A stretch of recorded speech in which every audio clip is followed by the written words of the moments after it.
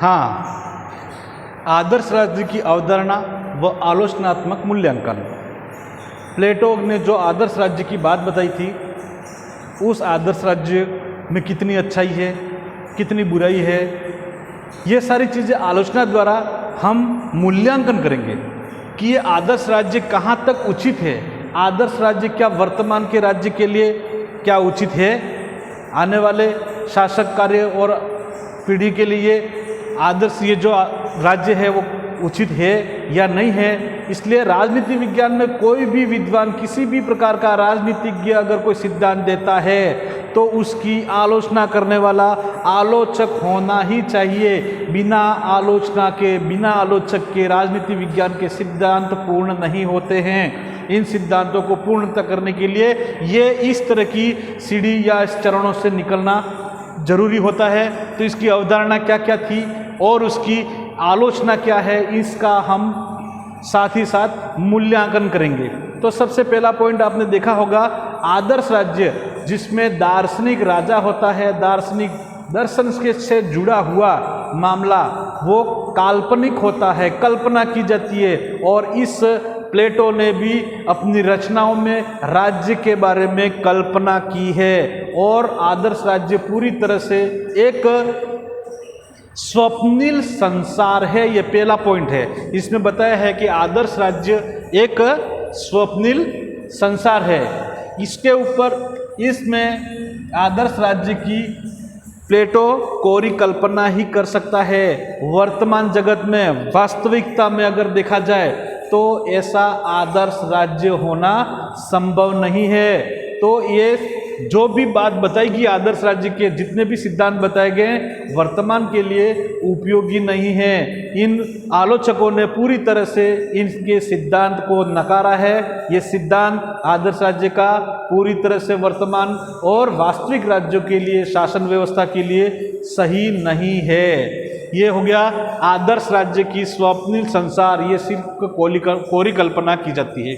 दूसरा है, नंबर 2 में देखेंगे स्वतंत्रता का विरोधी।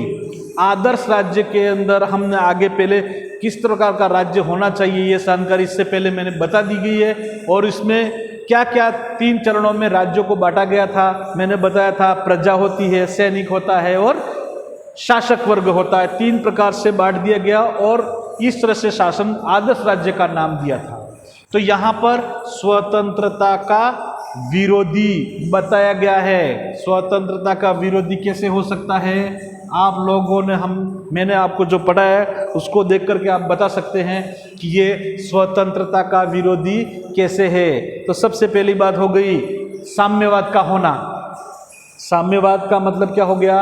उनको जो भी सैनिक वर्ग थे और शासक वर्ग थे उनको अपना निजत्व का अधिकार नहीं दिया था, मतलब विवाह का अधिकार उनको नहीं दिया था। ये स्वतंत्रता, निजत्व का अधिकार इनसे छीना था। आदर्श राज्य के अंतर्गत वो किसी भी प्रकार से स्वतंत्र नहीं थे, वो पूर्ण रूप से राज्य के अधीन थे। इसलिए कहा गया है कि यहाँ जो प्लेटो के सिद्धांत है, अवधारणा है, वो क्या है? स्वतंत्रता विरोधी है। साथ ही साथ हम पहला चरण लेंगे जिसमें प्रजा की बात कही थी। व्यक्ति अपना खुद जिम्मेदारी का कार्य पूर्ण करे है और अपनी जिम्मेदारी निभाए, और राज्य के आदर्श और इनके नियमों को मानना उनकी जिम्मेदारी है, जिम्मेदारी पूर्ण करें। तो उनको जो कार्य किया था, उनको शिक्षा का अधिकार नहीं दिया गया। प्रजा को जो अंदर थी, आम प्रजा थी, उनको शिक्षा का अधिकार नहीं दिया था। शिक्षा की भी स्वतंत्रता थी, वो भी इनसे ले ली गई थी। इसलिए ये प्लेटो किसी भी व्यक्ति को पूर्ण रूप से स्वतंत्र नहीं चाहता है, वो राज्य के अधीन ही मानता है। इसलिए यहाँ पर आलोचकों ने उसको स्वतंत्रता का विरोधी शासक माना है। अगला आता है उत्पादक वर्ग की उपेक्षा। यही बात मैंने अभी शिक्षा में बता दी थी कि शासक और सैनिक वर्गों की शिक्षा की सुविधा की गई है और आम प्रजा की नहीं। तो यहाँ पर आम प्रजा का मतलब होता है उत्पादक वर्ग की उपेक्षा। उत्पादक का मतलब अनाज उत्पन्न करने वाला, पशुपालन करके दूध उत्पन्न करने वाला, वस्त्र बनाने वाला, हथियार बनाने वाला, जो भी व्यक्ति जो भी कार्य कर रहे हैं वो कौन से कहलाते हैं? आम प्रजा किस में आ जाती है? उत्पादक वर्ग। और इन उत्पादक वर्ग को शिक्षा के दायरे में नहीं रखा गया, शिक्षा अनिवार्य नहीं की गई है, उनके लिए शिक्षा नहीं थी। अगर कोई कानून बनते हैं जो भी होता है तो सबसे ज़्यादा किस पर ध्यान गया प्लेटो का? प्लेटो ने राज्य के लिए, आदर्श राज्य के लिए दो व्यक्तियों को, दो चरण को सबसे मजबूती से उन्होंने बात की है, वो है शासक और दूसरा है सैनिक वर्ग। राज्य के लिए सबसे महत्वपूर्ण दो को बताया उन्होंने कि शासक भी होना चाहिए और सैनिक। ये दो अगर नहीं होंगे तो शासन कार्य सुचारू रूप से नहीं हो पाएगा, उनका मानना है। इसलिए उन्होंने शिक्षा की व्यवस्था सैनिक और शासक वर्ग के लिए की, जिसमें सबसे उत्तम किस्म का जो व्यक्ति निकलता है शिक्षा में, उसको राजा के लिए अलग कैटेगरी बना दी जाती है, और इससे थोड़ा सा निम्न कैटेगरी का आता है उसको सैनिक वर्ग में भर्ती कर दिया जाता है। इस तरह से राज्य पूरी इसके ऊपर अपना खर्चा उठा करके शिक्षा की व्यवस्था करती है, लेकिन इन उत्पादक वर्गों के लिए किसी भी प्रकार की शिक्षा की व्यवस्था और किसी भी प्रकार की इस तरह राज्य द्वारा कोई योजना नहीं होती है। इसलिए हम कह सकते हैं और आलोचक भी कह रहे हैं कि ऐसी व्यवस्था अगर राज्य के नागरिक होने के नाते प्रजा को भी, जो आम उत्पादक लोग हैं, उनके लिए भी शिक्षा की व्यवस्था होनी चाहिए थी। लेकिन यहाँ पर प्लेटो शायद भूल गए हैं या चूक गए हैं ऐसी व्यवस्था लिखना, या उनको प्रजा या उत्पादक वर्ग ज़्यादा महत्वपूर्ण नहीं लग रहे हैं। लेकिन राज्य है तो इसको महत्व देना जरूरी है। अगर आम जनता को अगर उसमें वरीयता नहीं देंगे तो राज्य पूर्ण रूप से आदर्श राज्य नहीं कहलाएगा। आदर्श राज्य में से सभी लोगों को समान और सभी व्यक्ति को समान शिक्षा की व्यवस्था होनी चाहिए और सभी लोग किसी भी प्रकार से दुखी ना रहें, ऐसे राज्य को ही हम आदर्श राज्य मान सकते हैं। और यहाँ पर ऐसी व्यवस्था हमें नहीं दिख रही है, इसलिए आलोचकों ने उसकी निंदा की है। अगला है शासक वर्ग की निरंकुश सत्ता। आगे जाके देखेंगे ये तीन बात हो चुकी, उत्पादक वर्ग ये वगैरह, लेकिन आगे आता है शासक वर्ग की निरंकुश सत्ता। यहाँ पर सबसे पहले बताया था कि आदर्श राज्य कैसा होना चाहिए और किसको सौंपना चाहिए। तो हमने पढ़ा था कि आदर्श राज्य एक विवेकी साहसी व्यक्ति को राज्य की बागडोर सौंपनी चाहिए, उसके नेतृत्व में राज्य होना चाहिए ताकि शासन सुचारू रूप से चल पाएगा। यही बात यहाँ पर फिर से मैं दोहरान कर रहा हूँ कि शासक वर्ग जो है उसको क्या बना दिया गया है? निरंकुश सत्ता। यहाँ पर शासक के ऊपर किसी भी प्रकार का दबाव नहीं है, किसी भी प्रकार का अंकुश नहीं है, अर्थात शासक को किसी का भय डर नहीं है। जहाँ पर जिस व्यक्ति के पास में सारी शक्ति हो और इसके ऊपर किसी का डर नहीं हो तो वो निर्णय निरंकुश होकर के लेगा। लेकिन निरंकुश होकर के निर्णय लेने से समय अन्याय भी कर सकता है।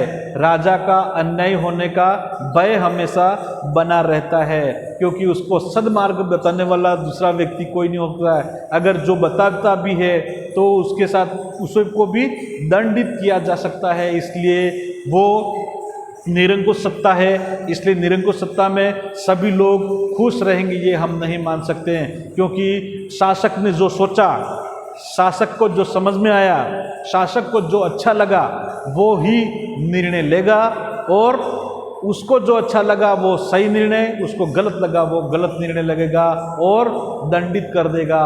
उसको सामने दबाव देने वाला, अंकुश देने वाला कोई भी व्यक्ति नहीं होता है। और इस जगह ऐसे राज्य में लोग हमेशा दुखी रहेंगे, खुश नहीं रह सकते हैं। इसलिए यहाँ पर बताया शासक वर्ग की निरंकुश सत्ता है। तो हम कैसे कह सकते हैं कि यह आदर्श राज्य है? आलोचकों को कहना है इसको हम आदर्श राज्य नहीं मानेंगे। अगला है कानून की उपेक्षा। जब राज्य बनाने के लिए उन्होंने 3 चरण बना दिए, उत्पादक वर्ग बना दिया, सैनिक वर्ग बना दिया, शासक वर्ग बना दिया। 3 प्रकार के चरणों द्वारा राज्य, एक आदर्श राज्य की कल्पना करके पूरा राज्य बना दिया। लेकिन इसमें सबसे बड़ी जो कमी थी वो थी कानूनों की। यहाँ पर कानून ना तो कानून और संविधान की कुछ ऐसी बात रखी थी, कानून व्यवस्था कोई के बारे में उन्होंने कहीं पर भी जिक्र नहीं किया। जिस राज्य में कानून व्यवस्था नहीं हो वो राज्य आदर्श राज्य नहीं हो सकता है, क्योंकि वहाँ पर कानून होंगे तो राजा पर भी अंकुश रहेगा, क्योंकि राजा को उस कानून के, उस नियम के अनुसार ही निर्णय लेना होगा। यहाँ बिना कानून के ही शासन व्यवस्था चलाने की कल्पना की है प्लेटो ने। ऐसी कल्पना वास्तविक और व्यवहारिक में उचित, राज्य के लिए उचित नहीं माना जा सकता है।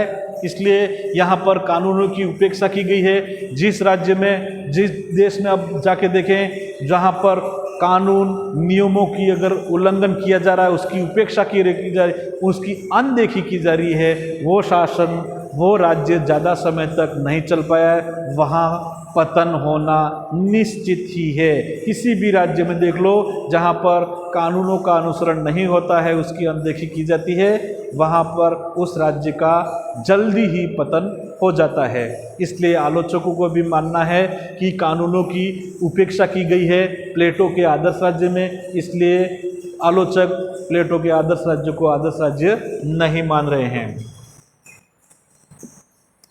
अगला पॉइंट है कार्यात्मक विशेषीकरण की पद्धति अनुचित। अब देखो इन्होंने 3 पद्धतियां बना दी, मैंने चरण बताया था। इसी तरह कार्यात्मक विशेषीकरण की पद्धति अनुचित। कार्यात्मक, जब जैसे कि मैंने बताया कि शासक वर्ग, सैनिक वर्ग और उत्पादक वर्ग, उनकी 3 श्रेणियां बना दी गई, जिसमें जैसे कि बताया गया, मैंने बीच में बात बताई थी कि शिक्षा किसके लिए है, शासक वर्ग के लिए और सैनिक वर्ग के लिए। और वहाँ पर मैंने बताया था शिक्षा ग्रहण करते जो उच्च शिक्षा, अच्छी शिक्षा ग्रहण कर लेता है, जिसमें तेज व्यक्ति निकलता है, सर्वश्रेष्ठ होता है, उसको शासक के लिए अलग कर दिया जाता है। और इसके बाद में कुछ कम तेज होते हैं, उनको सैनिक वर्ग के लिए रख लिया जाता है। लेकिन इससे भी कम वर्ग का, कम उत्साही वर्ग का व्यक्ति होता है, इसको सीधा कहाँ धकेल दिया जाता है, उत्पादक वर्ग के लिए। तो यहाँ पर जो कार्य के आधार पर उनको विशेषीकरण किया गया है, राजा अच्छा कार्य कर सकता है, जब दिमाग वाला है तो उसको राजा बना दिया गया, और साहस और शौर्य वाला व्यक्ति है तो उसको सैनिक में रख दिया गया, और शौर्य और साहस कुछ भी नहीं है ऐसे व्यक्ति को उत्पादक वर्ग के रूप में नीचे धकेल दिया जाता है, और उसको आम प्राणी के रूप में किसी भी प्रकार का ध्यान नहीं दिया जाता है। ये हो गया विशेषीकरण की पद्धति। ये जो राज्य में जो डाली गई है, ये लोकतांत्रिक राज्य के लिए या व्यवहारिक वर्तमान राज्य के लिए ये पद्धति अनुचित है, उचित नहीं है। उचित के लिए सभी नागरिकों को समान रूप से मानना चाहिए, क्योंकि जिस राज्य में राजा अपनी प्रजा से ही बड़ा होता है और प्रजा को लेके ही राज्य शासन कर सकता है, अगर सभी प्रजा को वो समान रूप से नहीं मानता है तो उस राज्य का उनका पतन जल्द ही नज़दीक आ जाता है। तो इसलिए यहाँ पर उन्होंने कार्यात्मक विशेषीकरण की पद्धति को अनुचित माना है।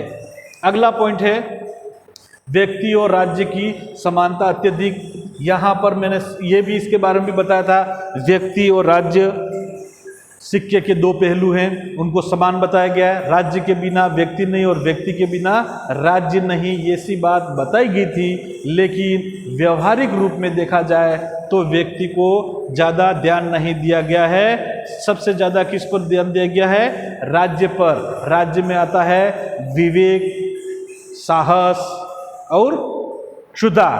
जो बात बताई थी इसके अनुरूप यहाँ पर शासन व्यवस्था नहीं चल रही है, सिर्फ विवेक और साहस की बात ज़्यादा की जाती है, उसके ऊपर ज़्यादा ध्यान दिया जाता है। विवेक का मतलब होता है राजा, साहस का मतलब होता है सैनिक, क्षुधा का मतलब होता है उत्पादक वर्ग। तो यहाँ पर विवेक और साहस की बात ज़्यादा की गई है, तो सिर्फ 2 वर्गों की ज़्यादा बात की, और एक वर्ग जो है जो बहुसंख्यक है उसके ऊपर ज़्यादा ध्यान नहीं देना। ये प्लेटो की जो सिद्धांत में बहुत बड़ी कमी है, जिस कमी को आलोचकों ने पूरी तरह से सामने उजागर किया है और उसकी बड़ी निंदा करते हुए आलोचना की है। अगला है शासन के आवश्यक तत्वों की उपेक्षा। शासन के जो जो भी आवश्यक तत्व है उनकी पूरी तरह से उपेक्षा की गई है। शासन कार्य करने के लिए सभी वर्गों का होना अनिवार्य है, जैसे कि सैनिक है और शासक वर्ग है, दो तो है ही, लेकिन इसमें सबसे बड़ी भूमिका जो निभाई जाती है वो उत्पादक वर्ग की निभाई जाती है। जैसे कि हम बता दें हैं, लुहार किसका कार्य करता है? हथियार और लोहे का कार्य करता है, जो हथियार बनाने का कार्य करता है। हथियार जब युद्ध करने के लिए सैनिक जाते हैं तो किसके बलबूते पे जाते हैं? हथियारों के पर। वो हथियार कौन बनाता है? वहाँ का उत्पादक वर्ग बनाता है। सभी सैनिकों और राजाओं के लिए भोजन की व्यवस्था, अनाज कौन उत्पन्न करता है? किसान, वो भी उत्पादक वर्ग करता है। सुबह सुबह उनको दूध की व्यवस्था कौन करता है? पशुपालन, जो उत्पादक वर्ग है वही दूध बेचता है। कपड़ा उनको चाहिए तो कौन लाता है? उत्पादक वर्ग पैदा करता है। किसी भी प्रकार की जब बात करें, पत्थरों की घर महल जो भी बनाना है, ये कौन कार्य करता है? उत्पादक वर्ग कार्य करता है। और इन्हीं उत्पादक वर्गों की यहाँ आदर्श राज्य में, प्लेटो के आदर्श राज्य में इनकी उपेक्षा की जाती है, जो बहुत ही निंदनीय है, जिसकी यहाँ पर आलोचक पूरी तरह से आलोचना करते हैं कि ये वास्तव में आदर्श राज्य नहीं है। आदर्श राज्य के लिए जो भी इनके सिद्धांतों में महत्वपूर्ण पॉइंट होने चाहिए थे वो नहीं है, इसलिए आलोचक इसको आदर्श राज्य नहीं मानते। Thank you.